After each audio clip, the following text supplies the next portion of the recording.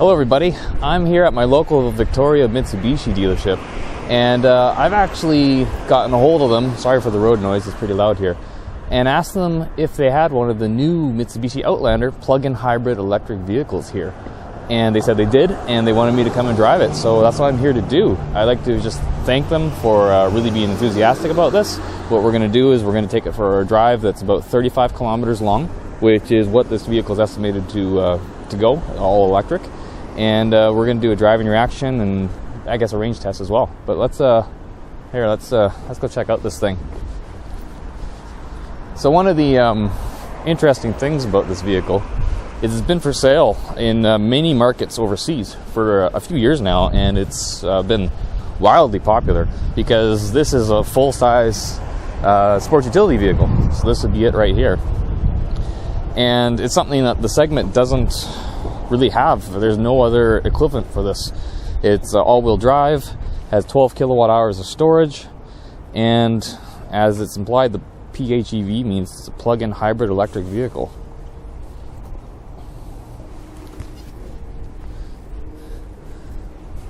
So this one has all the really cool graphics on it.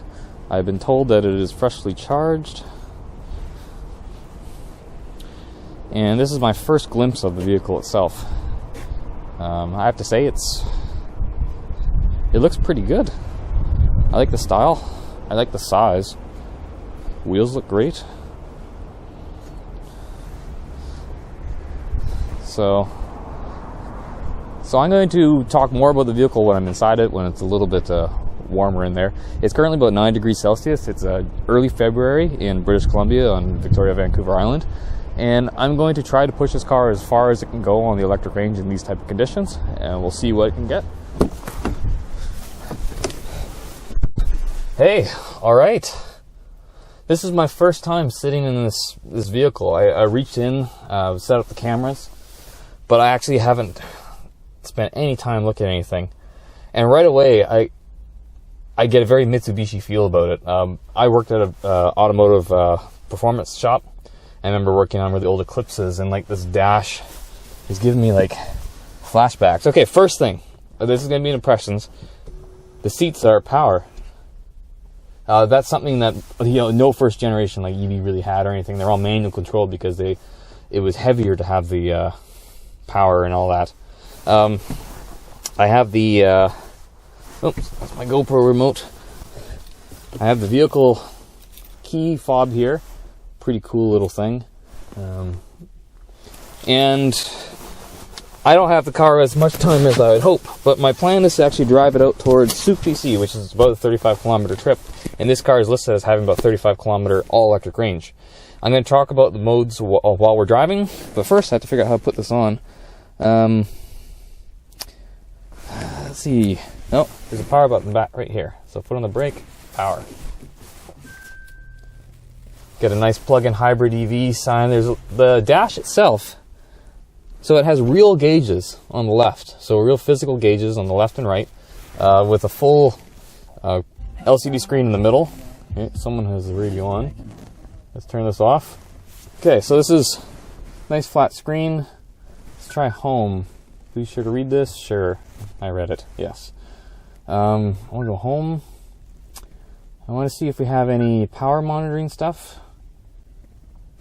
Vehicle info? Yeah, okay, this has an energy monitor, energy flow. Batteries, as I read, are all below me here. Now I want to, let's see. I wonder.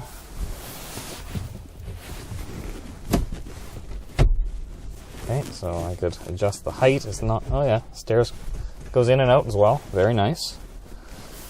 And I would love to be able to reset the trip meter. Okay, so trip A. Okay, 0 kilometers. There we go. Okay, so there's an EV button here, which is normal mode. Park brakes off. And we have reverse is over and up. Neutral's over. Drive is over and down. And B is just down. All right, so this is very much like a Nissan Leaf.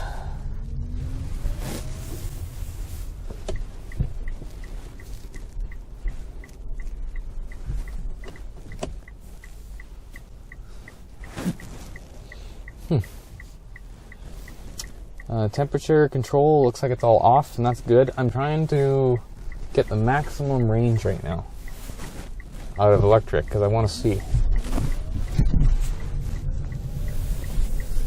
Wow, it feels weird to be in such a big vehicle again. Like, there's the high hood in front of me. A sunroof. Holy crap, it has a sunroof. Wow. Okay.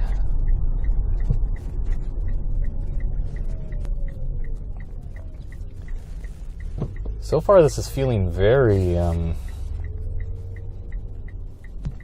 well, very electric vehicle-ish.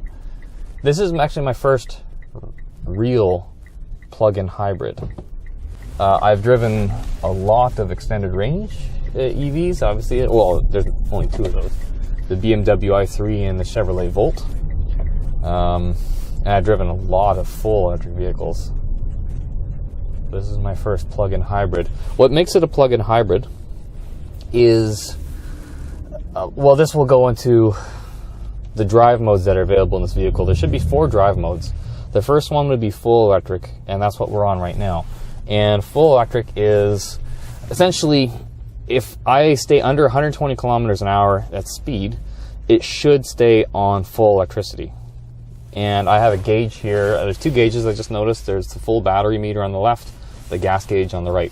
Now, this car is equipped with 2 electric motors, one in the front, one in the back, because it's all-wheel drive. It has 1 gasoline motor, and it also has a generator. So one of the other driving modes that's available to it is like an extended range EV mode, where the gasoline motor turns the generator, which makes electricity, which then feeds the 2 electric motors, which is something that's cool. It's a really neat option to have. Now, what else we have? Then we have the plug-in hybrid mode. This is where the gasoline motor is hooking up to the actual, I'm going to call it the transmission, or the drive system, and working with the electric motors to move the car, to push it. Most plug-in hybrids, which I'm not going to test this yet on this vehicle, but most of them, if you need an immediate acceleration source, like you need that power, it will go into that mode where it'll engage electric and gasoline motors to give you the full power, because that's how you get your total power output. Right now, I'm just going to enjoy how this feels, and this feels really good, really quiet, excellent handling. Like, it just feels so natural. And I think that's one of the, well, I can get rid of the word think. That's one of the benefits of electric vehicles and their drive systems. There's that no gears or transmissions or anything. You have the accelerator is so predictable. You know exactly what it's going to do. Like, it's suddenly not going to jump or change on you.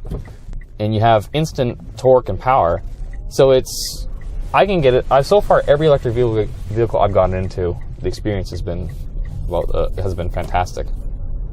Okay, now I was about to cut the video and go just do some driving, but I realized I haven't done any B mode yet. I've just been in drive. And to maximize my energy, I should be using that instead of pushing the brake down. So I think we're going to have an opportunity. Actually, let's just put it in a B right now. B3 is the first one. B5? Whoa. Okay. So this is heavy. Much heavier engine braking to recover lost energy, but doesn't stop the car. So it's not as heavy as like the i3 or the Chevrolet Bolt EV. But I've discovered a few things which are kind of cool. Like, you know how I use the B mode and there's a B3 and 5? Well, I was driving along and I'm like, what are these huge ass paddles for behind the steering wheel? And these actually control the level of engine braking from 0 to 5. So hitting the left side, the minus, increases the number, and hitting the plus side decreases the number.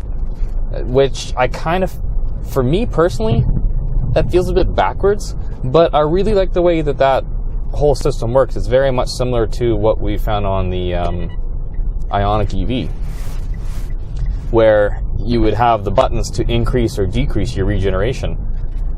And after, when I first used the Ioniq EV, I was unsure about it, but now, like after the fact, I liked it, and I missed having that level of control, and I've been using it in this type of driving, like this kind of stop and go city driving a lot. So like I'm in 5 right now because I'm coming up to a stoplight. So super cool, really neat implementation of that, and I'm glad it's there. What do I want to say with that?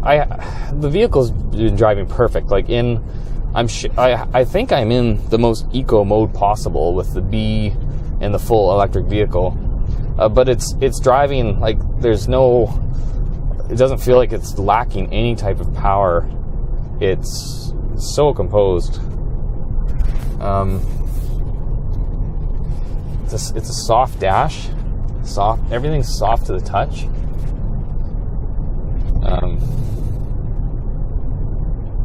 Yeah. Really nice. Oh, coming up, so I have to go to B5 here. You can immediately, the pull I can feel. It's turning green, so I'm gonna get off of this B without hitting the accelerator at all. And now I'm more of a coast. See, that's maximizing your energy. That's how you do it.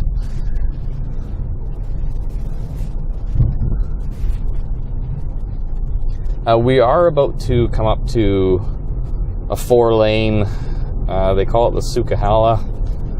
It is kind of the faster part of the road up here.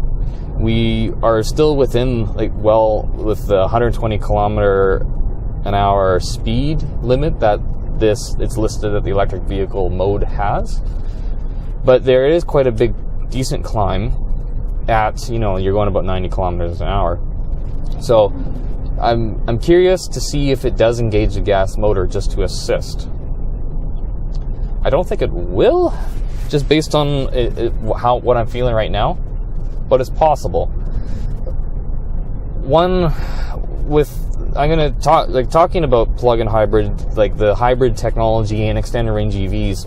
The Chevrolet Volt, with the second generation, they actually introduced, once the main battery was done and the gas motor was working, they had the gas motor sync up more often with the electric motors because they found it was just more efficient to have the gas motor moving the wheels than to be making electricity to then charge the battery to then power the electric motors. So they were going for more efficiency. And some people really didn't like that, but and so I know that every manufacturer is probably going to take a different approach to how they implement this. But it feels with this vehicle, as long as there's power in the batteries, that it is trying to keep me on battery as long as possible. All right, so we're about to, come on. It is raining a little bit. Okay, we're on B0, and we're on, come on.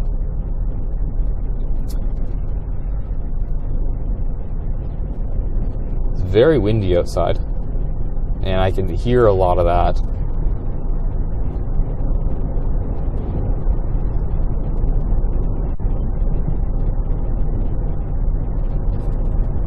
Windshield wipers work well.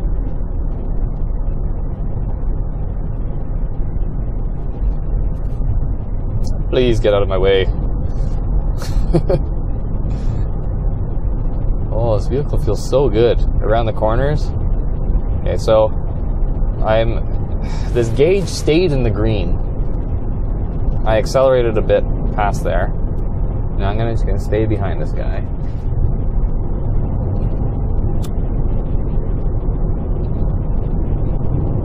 You can see signs blowing around out there. It is very windy. We've gone 18 kilometers. We have 19 kilometers showing of electric range. And this is the hardest spot right now for electric motors and batteries. We're on a kind of a steady climb at the moment. It's higher speeds.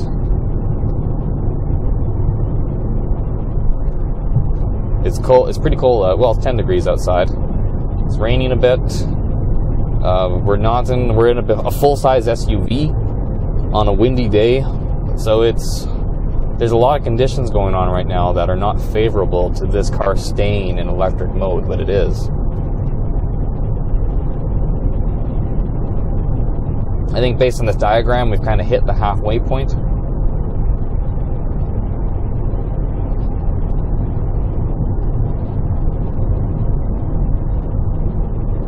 But once we get over this hump here, we're going to be on some really steady flowing.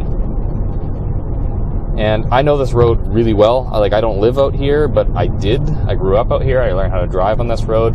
This road, a lot of people, I think it's called Highway 14. It's a soup road. A lot of people see it as a treacherous roadway. A lot of turns, a lot of just up and down. But when you learn it, it's a fantastic drive. Okay, so here we go. Now we should be in the most economical mode possible. So we're in 20 kilometers. We've gone 20.2 kilometers distance, 15 showing. We should end at about 35, but so we'll see. Let's see what happens.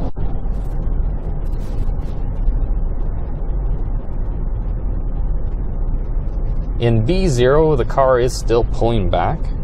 I wonder if I put it into drive. Oh no. Drive has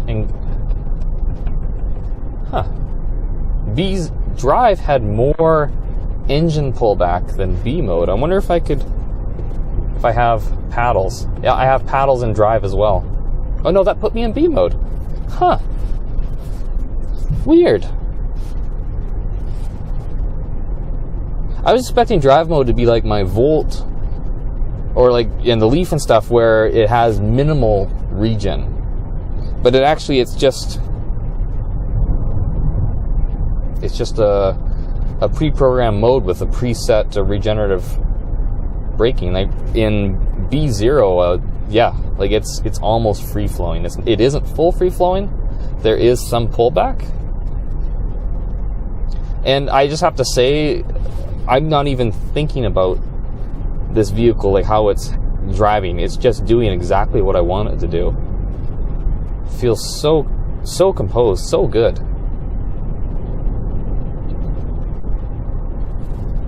I can see why this vehicle is just destroying, in terms of sales overseas. This is awesome.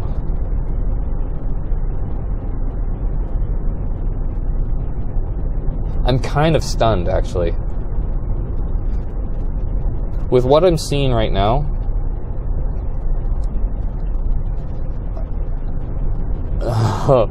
I wouldn't have any.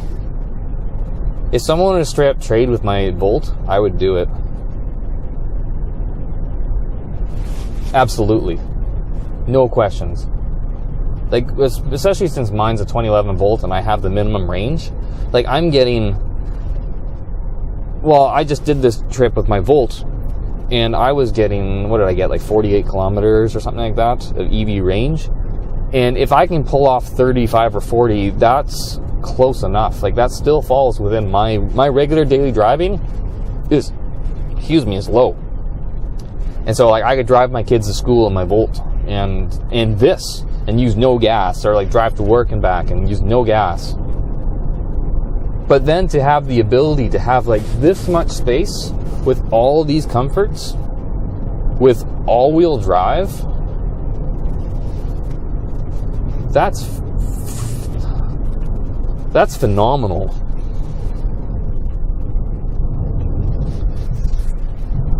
If you can't tell, I am kind of awestruck right now with how good this is.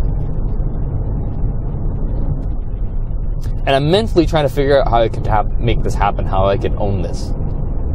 Because I do stuff. I mountain bike. I try to do a lot of water sports. I'm trying to get into surfing, but I do a lot of skimboarding and wave riding, things like that.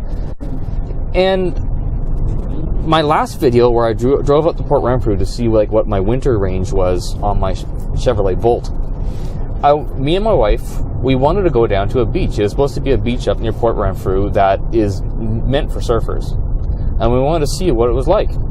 I started driving my Volt down, and it was pure dirt, and there was this massive mud puddle. It was huge, and huge potholes, and I didn't feel safe driving the Volt through it. It wouldn't have made it, or if it was, I would have scraped stuff up severely. So this though, it's the sports utility vehicle that's fully featured. Like, I could throw my surfboards on the top or my bikes in the back, go on that stupid trail, like with all-wheel drive, or if I need to, put it in lock. Oh, man. Oh, I want this so bad. Okay. I've made it to Souk, or just the outskirts of it. I've gone 33 kilometers of distance right now, and I have a listed 10 kilometers of range still. So, well exceeded what they, what it was recommending we get in like a colder condition on a warmer day, where it isn't like kind of raining off and on. Your range will get better. That's just the name of the game with these things. So I'm actually going to go out a little farther than I thought. I'm headed towards a place called Souk Potholes, and I'm going to try to just find a place I can park the vehicle and get some good photos. Turn this vehicle back on. Yes. You want a seatbelt. And we're showing 34.5 kilometers of range driven. That's all electric range. Come on, home.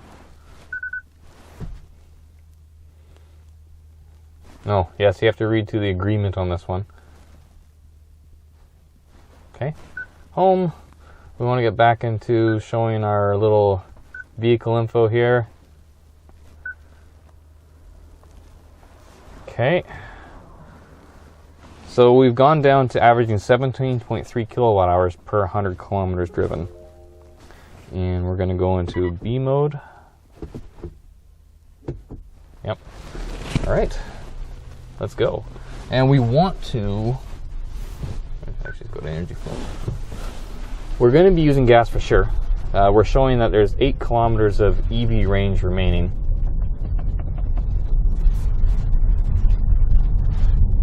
Super impressive. So let's get this show on the road. I'm curious to see how it drives once the battery is out, because so far, like with battery, it feels excellent. It feels so good. It feels like just what I would want from a full electric vehicle. What I would expect from a full electric vehicle. For a plug-in hybrid, like, this is awesome. It's time.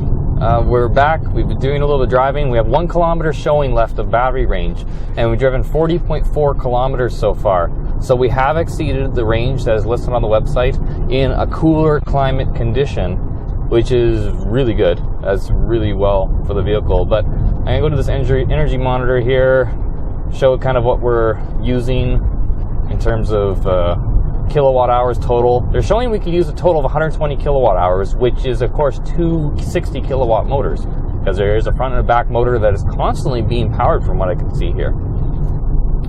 We are not driving like slow. I'm just driving as I normally would in this type of conditions. We're showing 0 kilometers now of remaining range, so we are about on the cusp to switch over to gasoline, but we are still on electric motors. And before it switches over, one thing that I do question about, I don't hear any electric motors. Like, I don't hear that whine, which some people do find in other vehicles. There's none of that. It's just a very nice, quiet cabin driving experience. I am trying to extend this range as much as possible. I want to get as much... Oh, okay. We have a little gasoline motor popped up. That's feeding the battery. So this is the mode where it's running the generator. I don't hear it.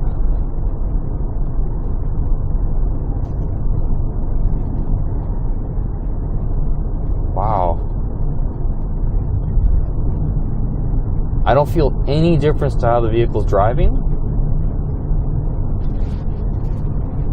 Is that actually on? If that's on, that's incredible. Like, maybe it's because the motor is way up there. And actually, I haven't opened the hood yet. I always open the hood. I'll have to do that when I get back. Right now I'm off the accelerator, I'm putting it in B mode. So we have all kinds of, we still show the gas motor generating power, and the electric motors are pulling power, and now they're all feeding to it.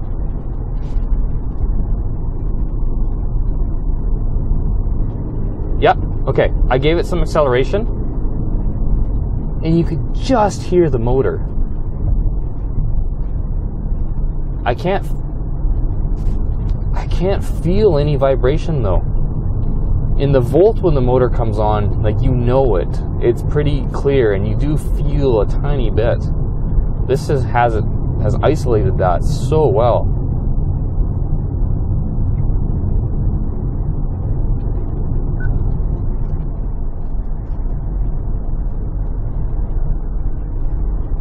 Okay, so yeah, here's on this graph. I hope you could see this.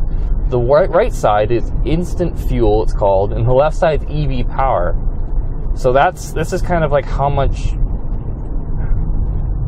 the motor's running, I guess, in revs or something like that. I'm not sure how they would translate that.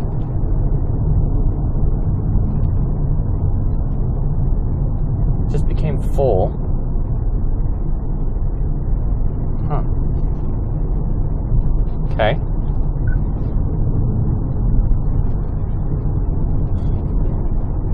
Interesting. So that's okay.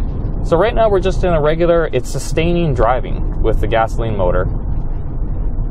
There is a button down here to charge the battery and to save the battery. I didn't do the save one, but the save the battery essentially holds your whatever electricity you have in the battery pack for later use.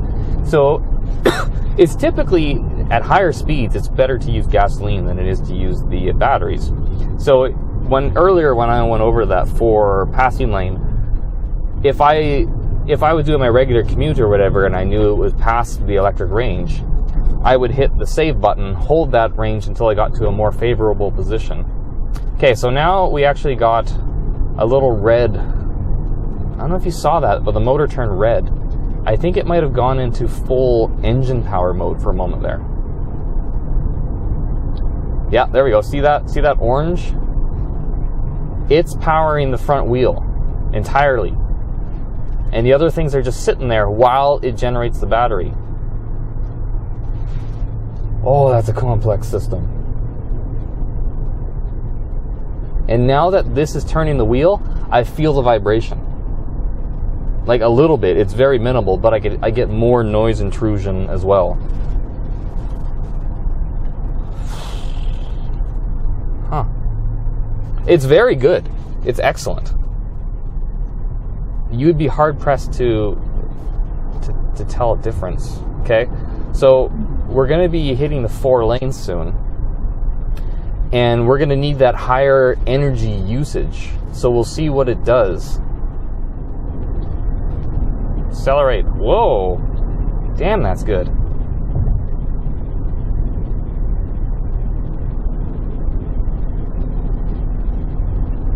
That felt seamless. It felt like it was running on battery. Give another jab. Fantastic. That's excellent. Like, the gas motor is working for sure. It's working pretty hard. Well, it's hard to tell because it still feels like it's like an EV propelling experience. Fantastic. Excellent. Let's park it beside this regular Outlander, shall we?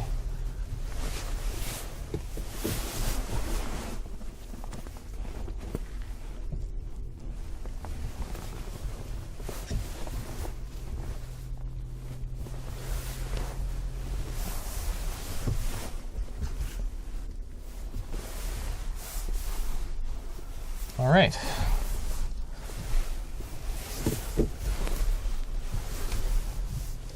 Okay, park brake.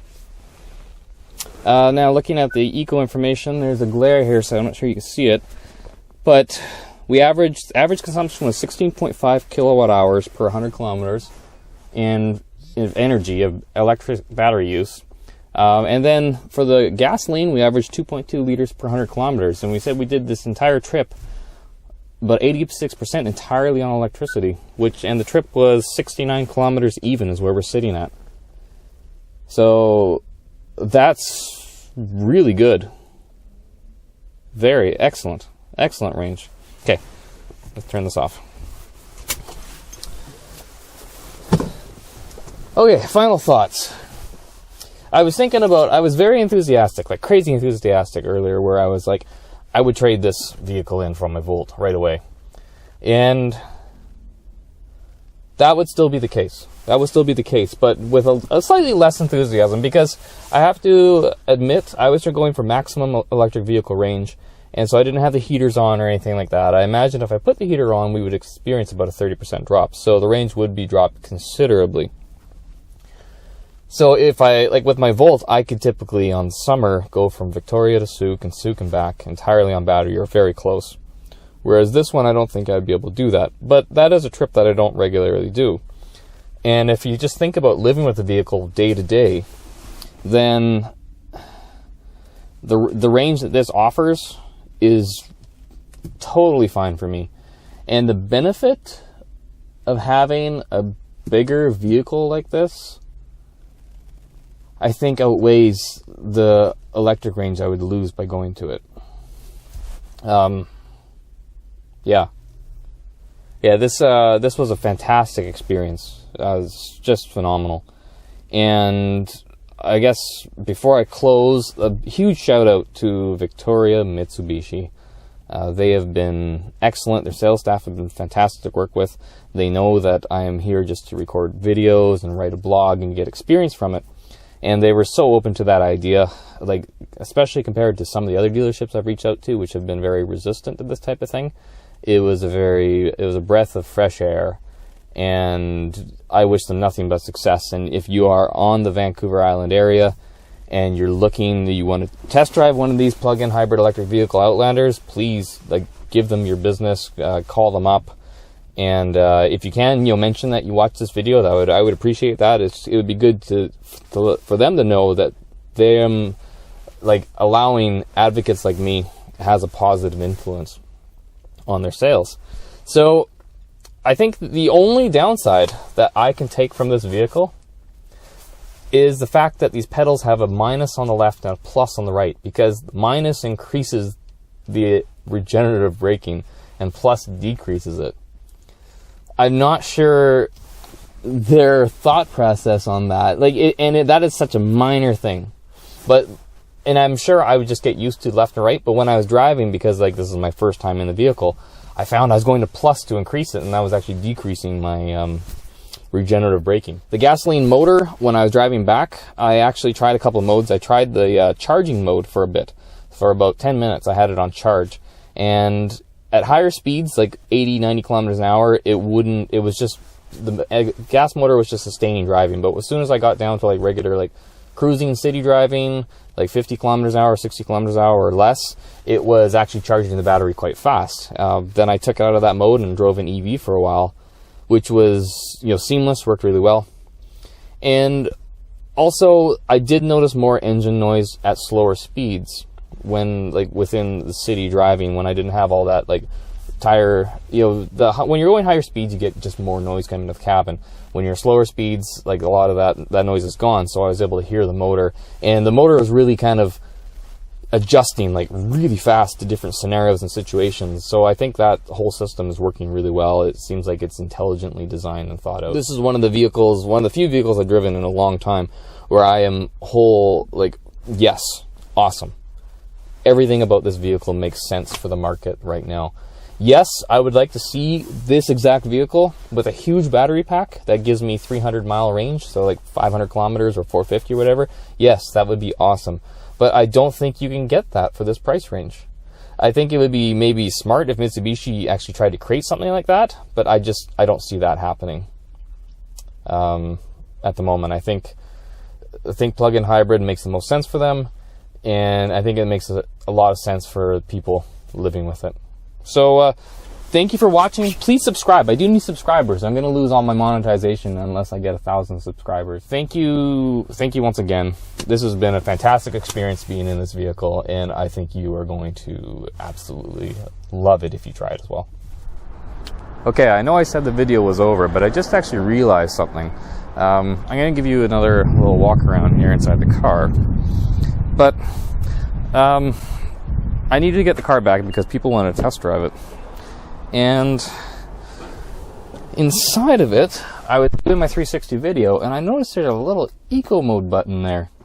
And I didn't use that. I'm not entirely sure what that does. So if you're curious, I didn't do any of this drives on the eco mode. I just did it in regular mode. So I imagine I could squeeze out actually quite a bit more energy from here, which is super cool. You know, surprising almost. But anyways, maybe I'll get another chance to drive one of these in the future. Maybe I'll buy one. Who knows? You never know what's going to happen. But I figured I'll close here with another sweep of the vehicle. Just get a good glimpse of what something like this looks like.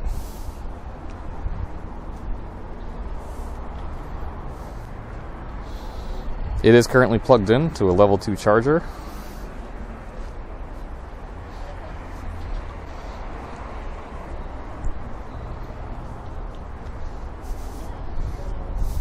And I quite like how this thing looks. Take it low.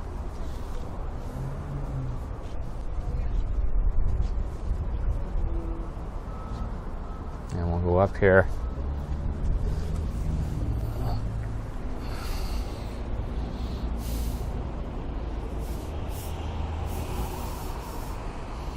You know. Okay. That's really it this time. Thanks again for watching. Please continue watching, subscribe, and I look forward to your comments and questions. See ya.